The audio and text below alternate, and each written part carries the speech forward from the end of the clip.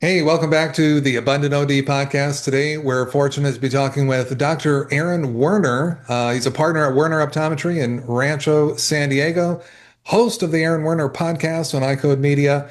May have heard him there. And he's also the Senior Director of Learning and Development at Vision Source. Aaron, thanks so much for taking time out of what sounds like a hectic schedule to join me today.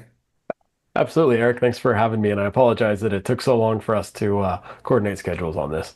Hey, I'm just glad I'm always just grateful it works out. So glad to have you here. And let's jump in. Tell us a little bit about your background. I always like to find out how people get into the profession. We're going to unpack a little bit about all the hats that you wear, of course. But start off with your background. I mean, did you just like come out the gate 7 years old? You knew this was what you wanted to do exactly, or what happened there? So that question always makes me laugh. How did you get into the profession? In my case, it was I was not successful at escaping the profession. Mm. So I'm a fifth generation optometrist. I grew up in the back of my grandpa's office. He was in Los Angeles at the time, so I literally grew up in the profession. I remember stacking all the boxes that come back from the labs, and being told to be quiet because I was stacking them too tall and knocking them over. My dad graduated optometry school when I was, I don't know, 7, 8, somewhere around there, and so I was the practice test dummy patient for him and a lot of his colleagues, and as they were going through school. So it was in the blood. I actually tried to go into marine biology, went on a research vessel and got severely seasick, realized that that wasn't my life. And optometry just never allowed me to escape. So kind of went into it, grew up within the Vision Source community. My dad was an early joiner of Vision Source. And so my first Vision Source meeting officially was my senior year of high school, but really learned that even though we're all in independent practice, it takes a community. And so I think that I'm a product of both genetics within the family and then also the community that within the Vision Source family in San Diego that I was raised in. Awesome. Yeah, that's great. So I wasn't too far off then with my whole 7-year-old joke. No, you were spot on. Oh, that's great. All right. So when did how long has Werner Optometry been around, or how long into your career did you go till you were able to open that? So dad had opened cold when I was fourth grade. And I remember, coming down and helping him set up. I remember cutting the concrete when we were running it was a brand new strip mall that he was opening up in. And Hmm. so building out the entire office. At the time we were able to edge lenses in the practice. And so I learned how to edge lenses on the old flywheels. I've got lots of scars on my fingers from the sharp edges of the glass lenses that we made. Probably lost a few brain cells tinting lenses because we had the old tinters at that time to do those, and but really worked every facet of the practice. Behind the scenes when I was too young to work with patients, and then working with patients, both as a technician and an optician, and all of the above, all the way through while I was in high school and then in San Diego State when I was an undergrad before I went off to optometry school. So at the Okay. time it was Rex Okay. Werner Optometry, and then when I came back and joined, we rebranded to Werner Optometry. Ah, gotcha. All right. Very cool. And so you talked a little bit about, your exposure to vision source thanks to your dad at a young age. And then and having that be like you mentioned the word community in there. So I want to like come back to that, right? Because I'm guessing that is part, if not a big part, as to why you're so active in vision source today still. Yeah. Oh, absolutely. It's I'm a firm believer that no one can do it by themselves, and I we see that in the world around us. Team sports are a big part of our entertainment, which is why our athletes get paid so much. But it revolves around a team. There's very few individual sports that people excel in. In fact, I can't think of any, even on the Formula One, where you think it's a driver. Thanks to a Netflix series, we've all learned that it truly takes a team, and that team environment really just it excites me. It drives me. There's a lot that I think I have that I can offer and contribute. I think there's even more that I can steal from other people. And that's a favorite line of mine that I stole from Ton Mai, who says we need to steal more. So I'm interested selfishly because lots of people have really cool stuff that I want to take and apply back into my life, personally and professionally, and I want to be able to give whatever I have to others as well. Yeah, yeah. Well, and that's, that's like, look, that's what makes it all work high level, long term, right? Is Yep. nobody's, nobody's like starting everything from scratch ever in anywhere you look, right? So, and that would be foolish. So you say steal is just say, uh, I like that. I like that phrase, but that, the saying that you adopted, but really we're just learning and putting into use, right? Everybody Absolutely. else's knowledge and then building on top of that, and that's what pushes everybody forward. So that's awesome. When you think about that, since we're talking, fairly high level, do you have like a certain like mission you subscribe to that you're looking to serve, or a bigger change that you want to see, that you want to affect, whether it's in the industry or the community or wherever that may be?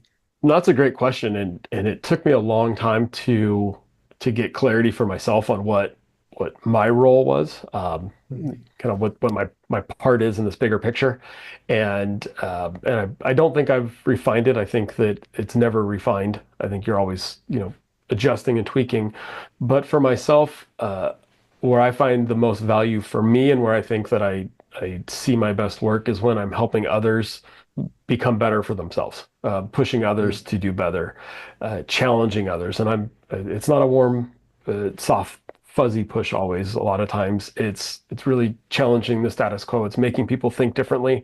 It's questioning why.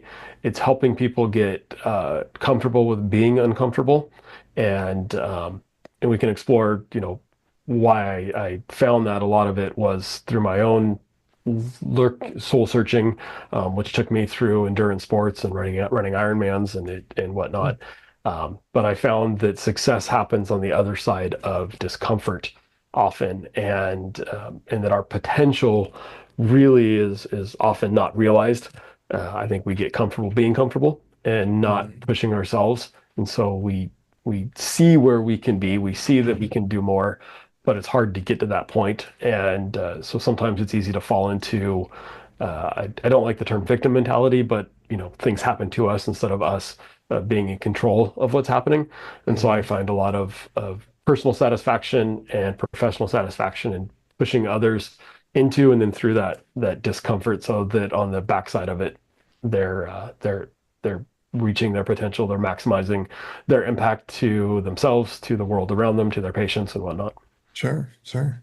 So yeah, that's great. That all goes along with a saying that I refer back to, and it's a common one, like being uncomfortable or being comfortable with the uncomfortable. I don't know how common that is, but in my circles, it comes up a lot. So, but and I'm sorry, I'm really bad at attribution at times after I've internalized something for, say, longer than a year. I kind of forget where I first heard it, but it's everything that you want is just outside your comfort zone, right? And Absolutely. it's same thing. We're talking the same language there. Where so how do you get into that? Like unpack that a little bit for us because you had mentioned going through your own experience. Was that experience in like endurance sports and other things you were talking about there? Was that kind of the catalyst for bringing that style of thinking into your leadership? I think so. I think part of it was me wanting to always push myself, and I lost a brother who was about a year younger than me, and didn't deal with it as I don't think there's a right way to deal with loss, especially somebody close. But for me, it was really tough, and I found that pain was one of the ways that helped me cope. As weird as that sounds, the but not pain and self-harm, more in pain of just running for long periods of time, biking for long periods of time, just pushing and pushing and pushing. I found that I was able to think clearer when I was in those states. Not that I take people and make it painful. But I think that what that taught me was that it's okay to be uncomfortable, and you're going to survive being uncomfortable. And quite frankly, there's lots of benefits on the backside of it. It's even as simple as, I love pizza and cherry Coke. And when you're, putting those kind of mileage into training, you can eat all the pizza and drink all the cherry Coke that you want. Um, I Nice. didn't unlearn that lesson soon enough, and so now I'm trying to work off the extra pizza and cherry Coke. But there's positives on the opposite side of discomfort.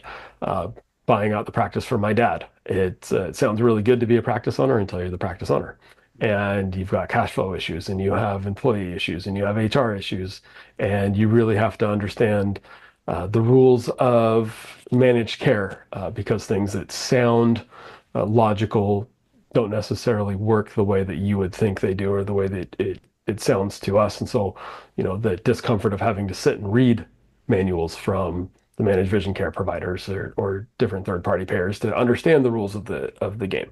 It's certainly not exciting, and it's not sexy, but once you get past the uncomfortableness, and you are on the back side of it, or on the other side of it rather, you realize that uh, there's ways to play the game, to win, not without sacrificing your morals or anything. That there's rules set up that you can adjust.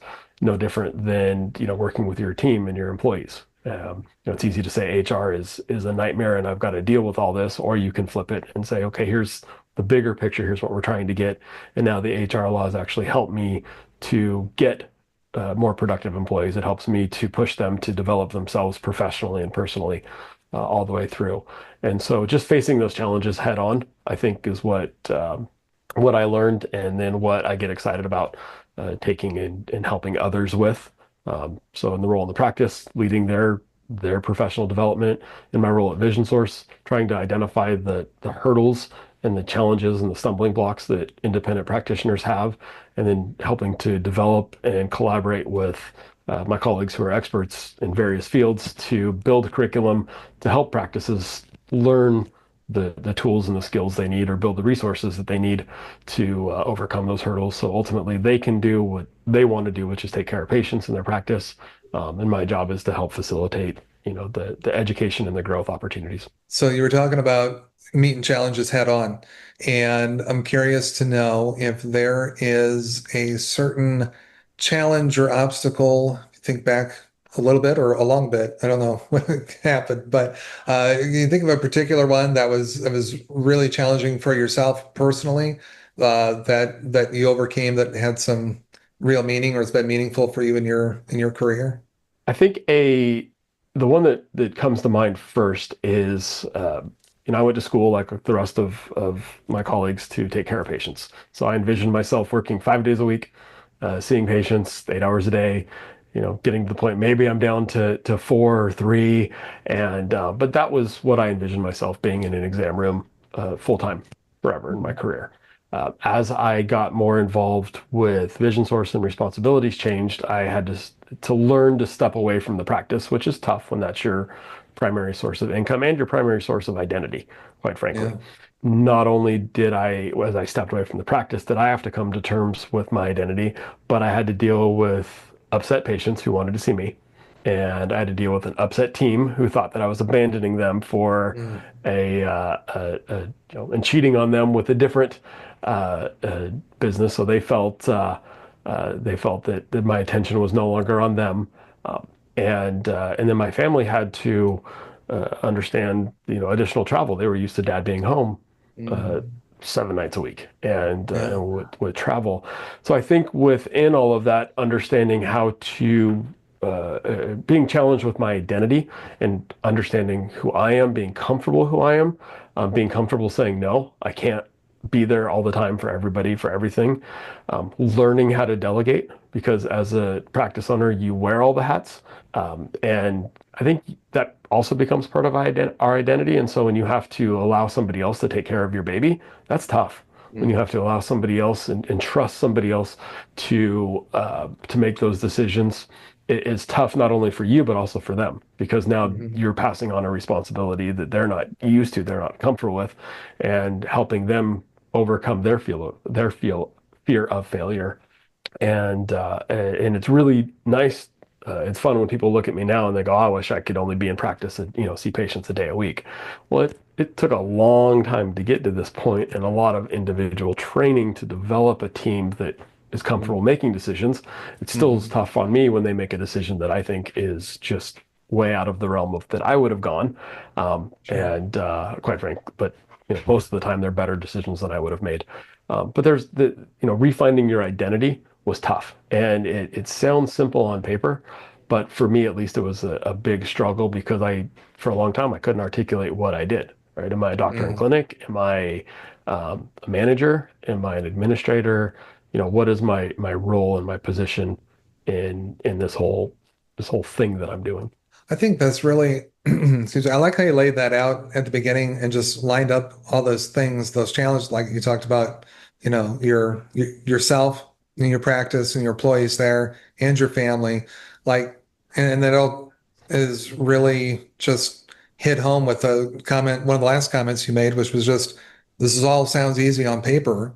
We should be able to shuffle this stuff around and a lot of things to do, right? And until you're like in the weeds of that day to day and dealing with all of those emotions, quite frankly, right? The emotions Mhm. from all those folks that you and all those people in your life that you care about and that you want to make sure are happy and know that you still have their best interest in your heart and mind.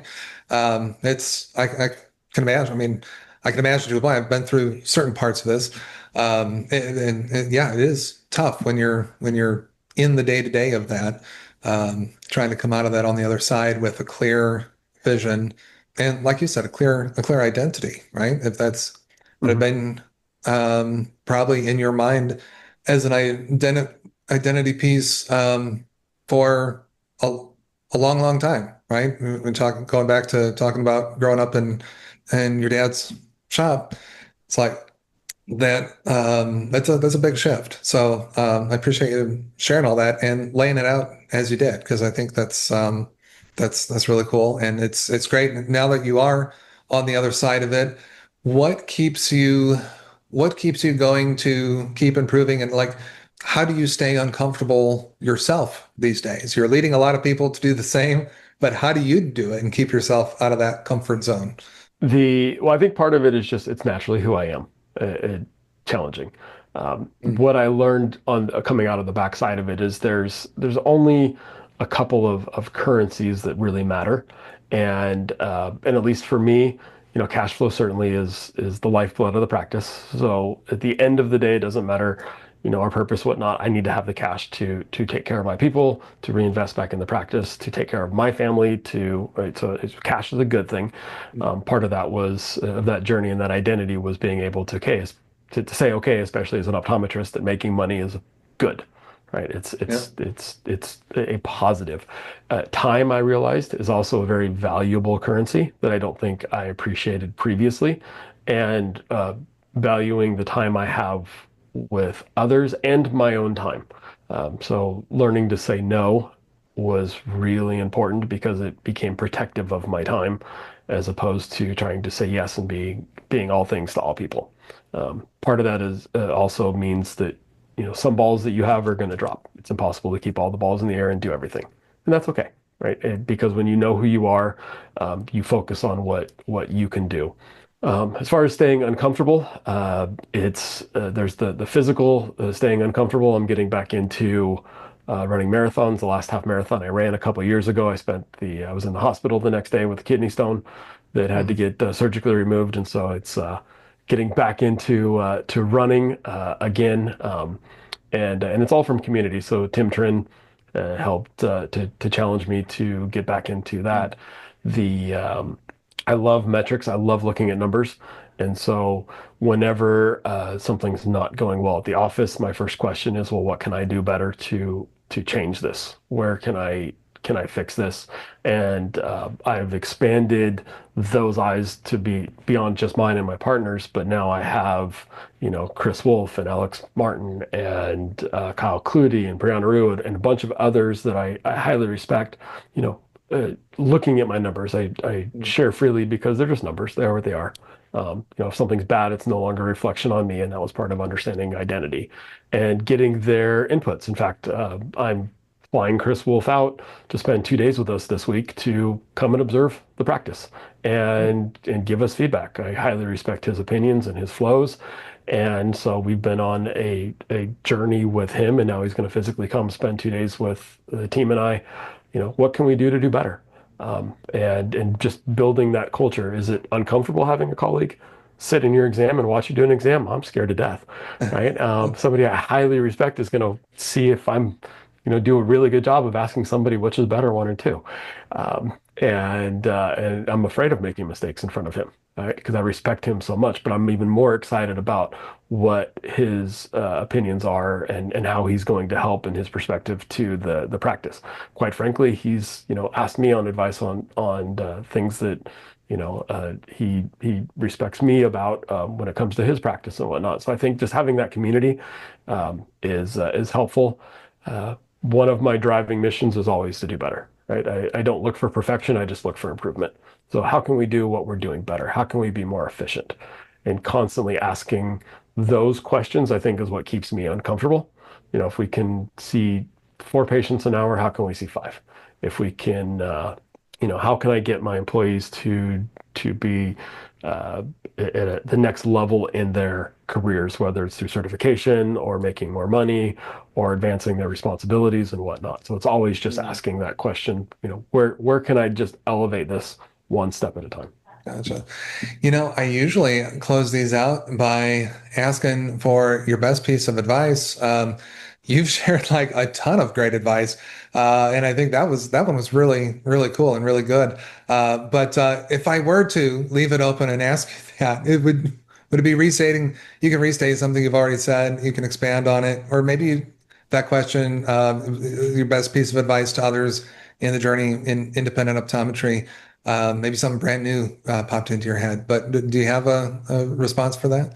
I think the best piece of advice is really just don't be afraid to look in the mirror, right? Don't be afraid to peel back the what you see in the mirror, what you see in the practice, and just ask how I can improve, and be comfortable with the fact that you're going to go on an uncomfortable journey. That sometimes is going to have really great highs, sometimes is going to have really low lows, and you're never really going to get to a destination because I think the destination is the journey. But once you become comfortable wanting to improve, it opens a whole new world of opportunities and self-discovery and financial benefits and whatnot. Aaron, thank you so much for spending time with us today. Greatly appreciate it. And hopefully our paths will cross again sometime soon in the future. Absolutely, Eric. This was fun. Thanks for the invite. Yeah, you bet.